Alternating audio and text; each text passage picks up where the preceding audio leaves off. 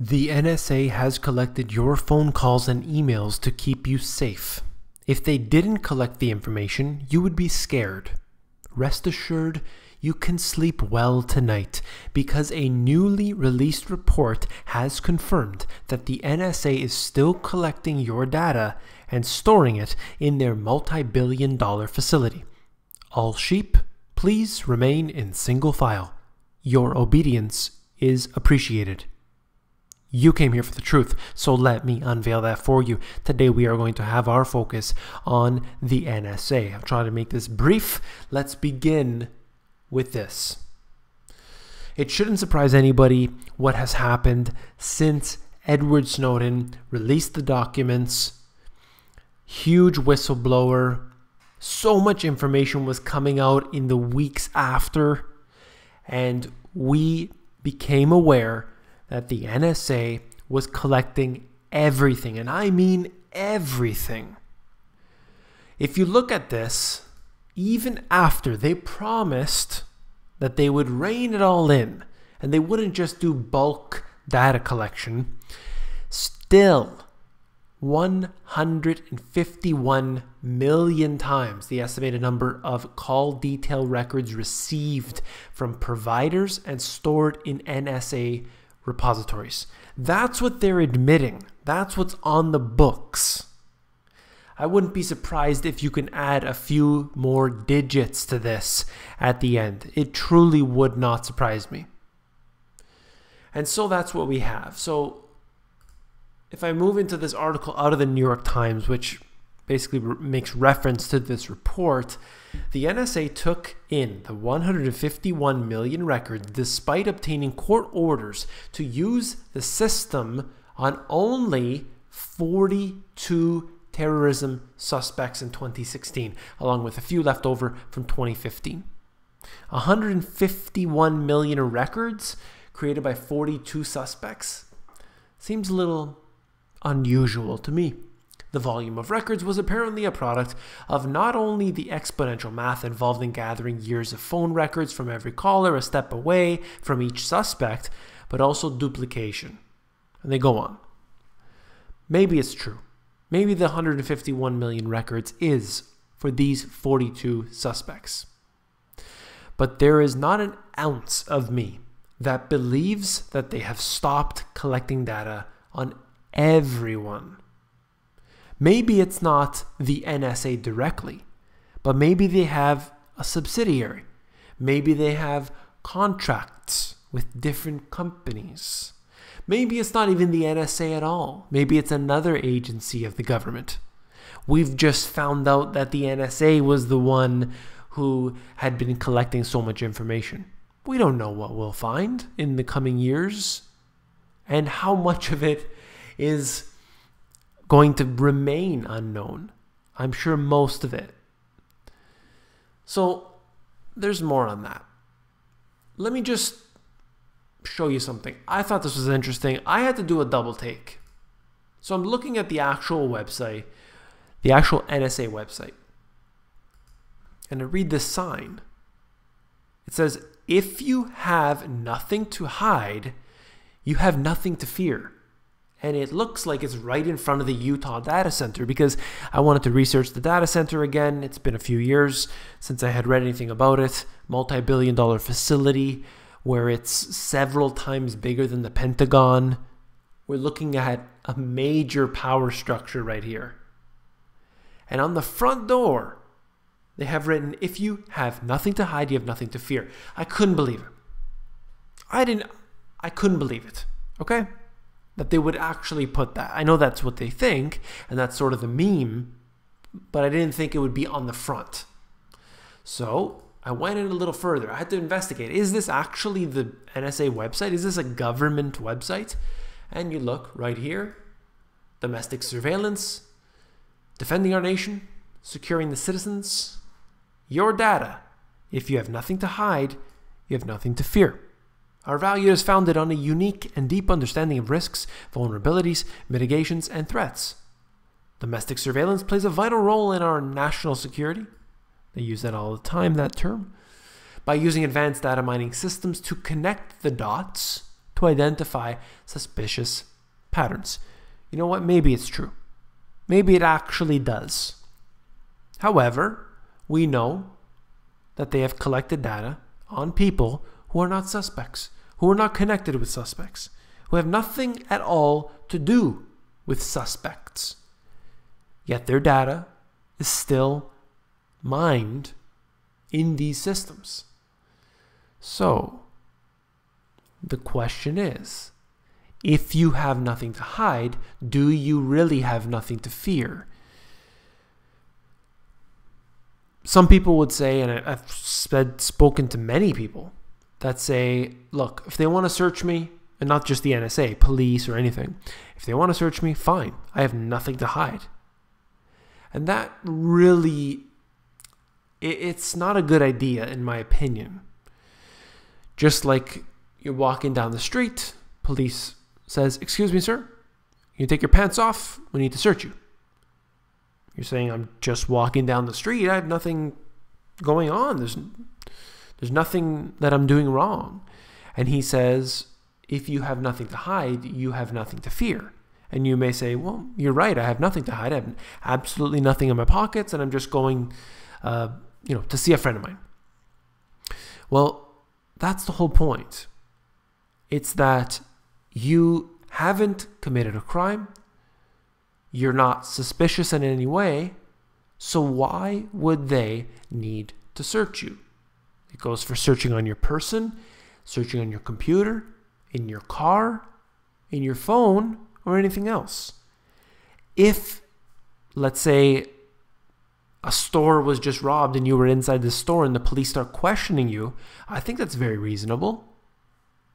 However, if you're just walking down the street and they say, take your pants off, I somehow don't agree with that.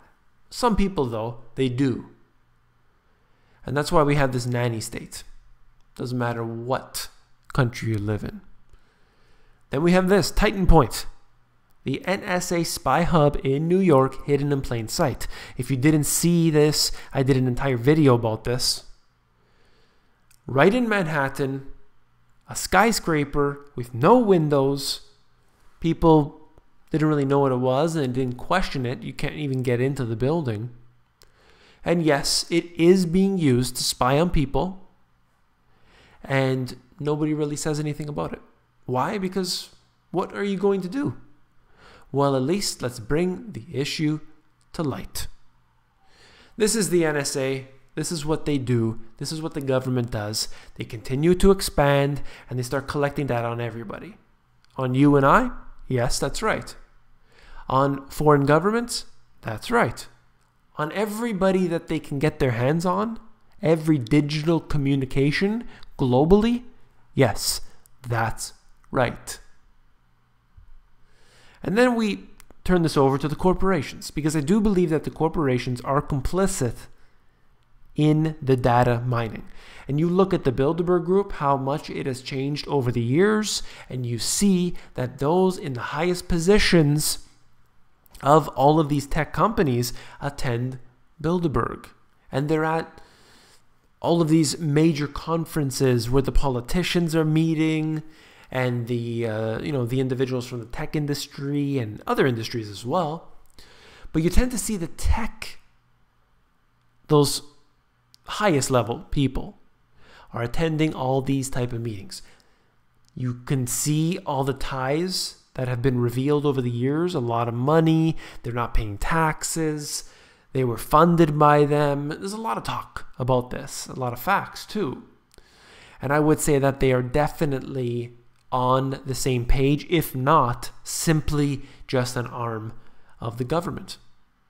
Apple has more cash than the UK and Canada combined. Firm is set to reveal its quarterly financial results and reveal reserves of more than $250 billion. It goes on to talk about the details there. Essentially, I just wanted to note the fact that these corporations have so much money. They buy influence. They have their alumni in the highest positions of power, and this is just one very good example. You wonder, how do they get away with all of this? Well, money talks. Century Cities, this is a switching of the gears, by the way.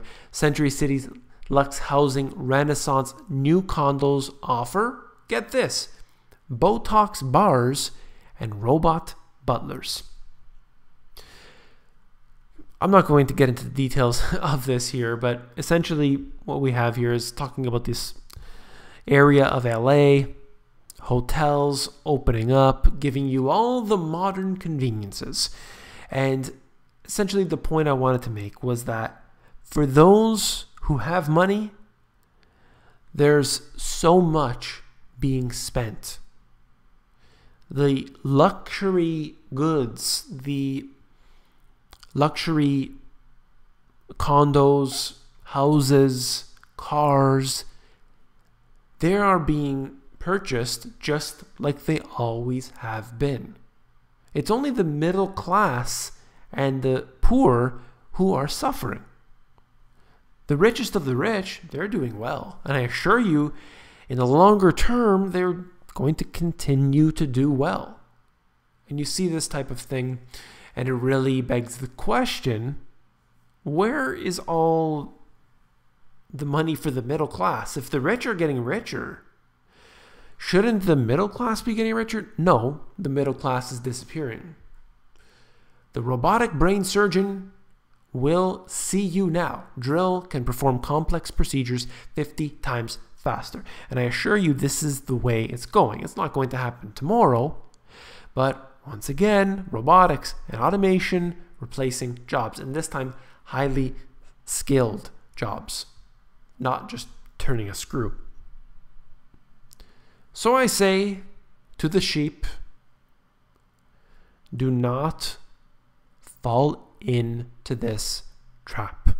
If you're watching this video, I won't recognize you in here. You're probably not one of these. But I'm sure that you know people right over here that you recognize. I think I know this guy. And this one too. How many people do you know that you would recognize in this herd? People just looking to get slaughtered. You hear the comments they make, you see the actions they take, and you wonder how far deep into all of this mess these people are. And for the most part, a lot of us, at one point, we would have been part of the sheep. But at least we took the effort, slowly but surely, to try and ask ourselves, what's going on? What's happening here? Why are all these people losing their jobs? Why is stuff getting more expensive? Why are all the politicians getting all the breaks and I'm getting nothing? And those questions start to make you ask more questions. And guess what? There are a lot of gurus out there. I'm not one of them. These gurus seem to have all the answers. But the